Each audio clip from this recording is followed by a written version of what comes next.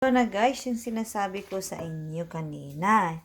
Nilaga ko siya. I boiled this beef ribs up there with some black pepper, garlic powder, bouillon powder, and a little bit of salt. Yan na tender na siya. So ito na yung, this is the one I made like homemade on my own, a barbecue sauce. What I did was, I put this one, toyo mansi, and then banana ketchup, then a little bit of bouillon powder, olive oil, and black pepper. So, ayan na guys, ilalagay na natin ang ating sub. We'll rub this barbecue beef ribs, and then we will broil it on the in the oven, I should say. Yan na siya guys. Syempre, I got enough sauce, so gonna put and rub all the part. You can see since I made enough sauce.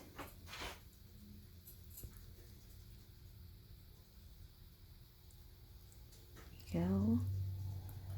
Then we'll flip the other side later on. Go. And then I also added a little bit of honey, guys, the fresh honey. This one, and then we will flip so we can also put a sauce under. That way the sauce will absorb the yumminess of my, yes, my love. Si Princess Lovey is hungry too. Hold on, love, I'll give you a treat. Hold on. When mommy is done here, I'll give you your treat too. So, ganyan ang pag-rub niya ng sauce, guys. Para pati bones ang i-rub nyo, guys. Kasi masarap kumain ng pati bones may sauce din. Yan. Ready to broil na siya. There you go. Bam. There you go. Tapos, and then naman yung cucumber na salad, guys. Sarap nito, guys. And say hi, love. Say hi to mommy viewer. As ngayon naman, guys, lulutuin ko ang zucchini na in-slice ko at saka filet mignon ng aking junakis.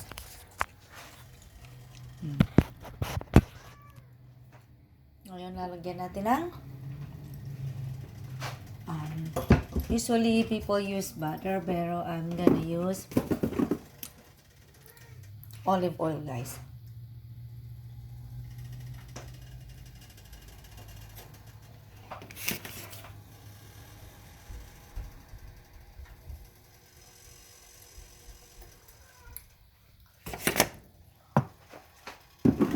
Yan siya. Kailangan ko yan. Mag-usok-usok na, guys. Okay.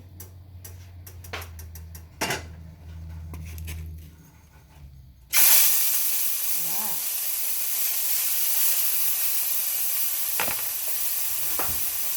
Tapos, i-broil natin. Ito yung pan namin. Dito ba, guys? Yan, pilihin nyo ng aking anak.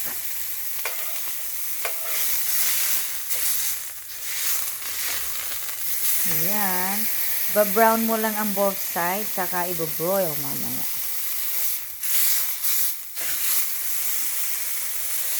And then, ano natin yung mga side niya.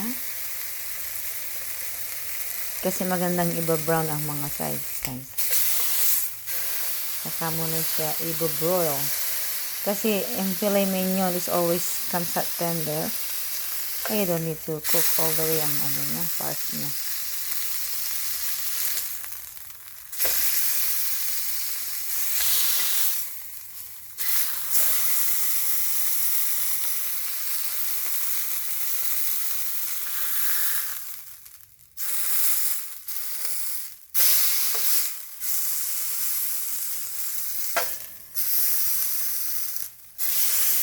Ayan. So, ngayon, i-broil na natin guys. Turn on natin yan into heat para i-warm natin yan. Lagyan natin dyan na.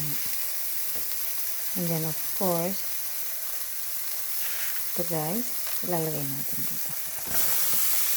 Para yung pagkain ng Junas ko ay meron din siyang ganito. Lagyan natin sa paligid habang i-boil natin. Diba? Para naman may gulay ang Junasis ko.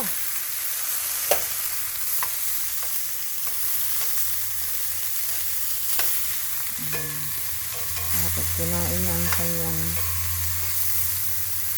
meron naman siyang gulay, hindi lang karne. Diba guys? So, i-boil natin ito. Ayan siya guys. And ayan na ang filet mignon ng aking Junakis. Perfect. Siya guys, binroll ko yung zucchini niya. Diba? Sarap na. Tapos, ang beef freeze barbecue, ayan na siya. Naluluto na siya guys. Malapit na. Check na natin. Oh, yan siya guys. Yummy.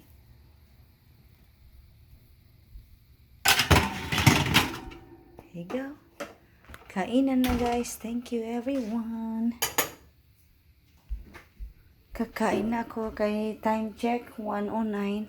I gotta be at work 2:30. So yan yung gulay. Yummy, yummy. There you go.